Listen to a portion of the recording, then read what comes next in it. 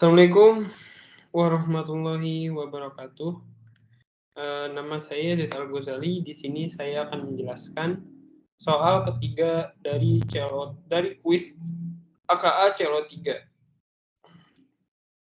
Di sini kita diberikan sebuah persamaan lagi, di mana Tn sama dengan 4Tn-1, 4Tn-1 dikurangi Tn-2.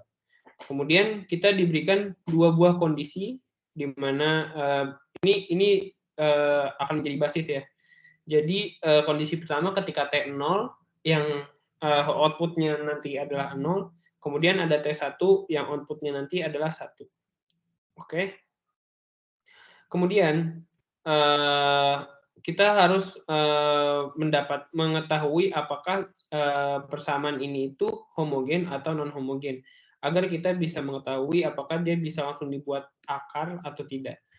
Kemudian kita pindah ruas dulu dari sisi kanan ke sisi kiri, yang 4Tn-1 dikurang 3Tn-2 ini dipindahin ke sisi kiri. Maka berubah menjadi Tn-4Tn-1 ditambah 3Tn-2 sama dengan 0. Kemudian kita rubah ini untuk ke dalam bentuk akar untuk menemukan R-nya. Karena di sini ada 3 ya, ada 3, maka kita buat R-nya menjadi 3, 1, 2, 3. Kita masukkan menjadi 1, 2, dan ketiga. Oke. Kemudian kita masukkan pangkatnya dulu, yang paling tinggi yaitu 2, masukkan ke paling pertama. Kemudian pangkat yang kedua ini masukkan ke yang kedua juga. Kemudian pangkat terakhir ini n, kalau kayak gini tuh berarti n ini mempunyai pangkatnya itu 0. Kemudian konstantanya itu kita masukin juga ke dalam ke dalam akar tersebut. Kalau kalau Tn doang kayak gini tuh sebenarnya dia menyimpan sebuah konstanta tersembunyi yaitu 1. Kemudian yang ini konstantanya 4 dikali Tn, berarti kalau ini 1 dikali Tn. Ini 4 dikali Tn, ini 3 dikali Tn, ini konstanta. Konstantanya ini masukin lagi ke dalam R. Udah kita masukin ke dalam R konstantanya. Kemudian kita sederhanakan lagi. Kita sederhanakan lagi menjadi R pangkat 2 dikurangi 4R ditambah 3 sama dengan 0. Sama dengan 0. Oke, kalau udah kita buat faktorisasi, di mana kalau misalnya ditambah itu jadi 4, kalau dikali itu jadi 3. Berarti kan itu cuman ada 3 dikali 1 kan. Kalau 3 dikali 1 kan berarti 3 gitu kan. Tapi kalau 3 ditambah min 3 ditambah min 1 kan berarti ada utang ditambah utang jadi min 4 gitu. Nah, berarti ketemu R-nya itu 3 dan 1. Karena ini R-nya beda, itu kita nggak perlu nambahin sebuah konstanta baru di satu sisi kanan atau kiri di persamaannya. Tapi kalau misalnya R-nya ini sama, 3 sama 3, sama kayak soal sebelumnya, itu kita perlu nambahin satu buah konstanta untuk dikalikan di sisi kanan atau sisi kirinya. Oke? Kemudian kita masuk ke dalam step selanjutnya, yaitu persamaan. Di mana rumus persamaan itu adalah C1 dikali R1 pangkat N ditambah C2 dikali R2 pangkat N. Kemudian R1-nya ini kan kita udah dapat nih, R1-nya. R1 sama R2-nya udah dapat nih dari sini kan. Dari hasil dari faktorisasi tadi kan, dari pengakaran tadi. Oke, kita masukin R-nya. Jadi yang pertama itu R ke-1 itu 3, R yang kedua itu 1. Udah kita masukin.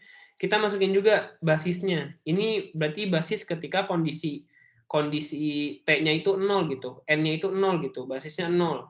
Maka N-nya ini kita rubah nih, yang R pangkat N itu kita rubah jadi basisnya sesuai dari kondisi yang diberikan gitu. Berarti kalau 0 berarti C1 dikali 3 pangkat 0 ditambah C2 dikali 1 pangkat 0 sama dengan 0. Lagi-lagi 0 ini itu ngambil dari kondisinya. Kalau kondisinya T0 sama dengan 0 berarti ini basis ketika 0. Kalau T1 sama dengan 1 berarti basis ketika 1.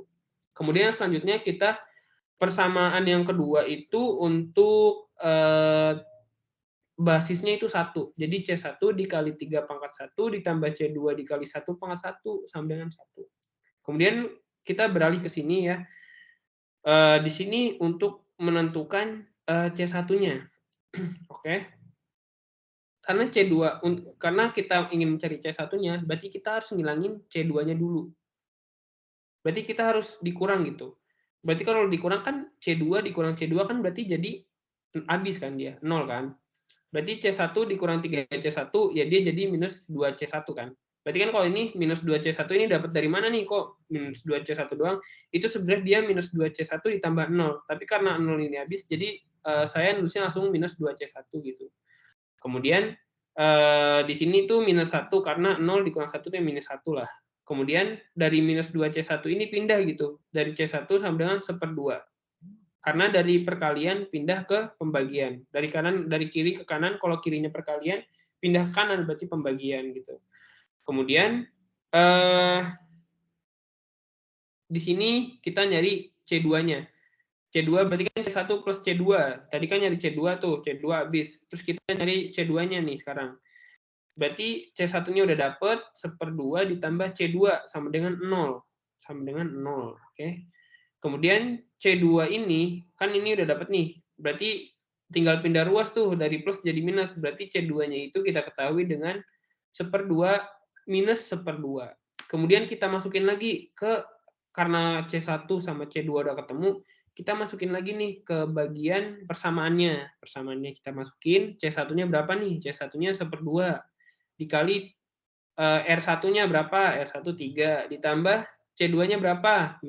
Minus 1/2 ditambah R2-nya berapa? 1. N-nya itu udah nggak perlu nggak perlu dijadiin ke basisnya lagi karena kita mau nyari nanti ujung-ujungnya kita mau nyari ke big connotation-nya berapa gitu. Oke, N-nya tetap sama, itu sama dengan Cn. Cn ini untuk nyari big connotation-nya. Kemudian di sini karena untuk mencari big connotation itu ambil pangkat tertinggi, buang konstanta. Di sini ada karena pangkat tertingginya itu n sama-sama n dan maka kita beralih ke step kedua yaitu di mana kalau n-nya itu sama atau pangkatnya itu sama, berarti kita ngambil dari basis tertingginya atau konstanta tertingginya. Berarti 3 sama 1 ini gedean mana gitu. Berarti kan 3 gitu ya. Maka big connotation dari 1/2 dikali 3n tambah minus 1/2 dikali 1/n itu hasilnya adalah 3n. Mungkin itu saja yang bisa saya sampaikan, kurang lebihnya mohon maaf. Wassalamualaikum warahmatullahi wabarakatuh.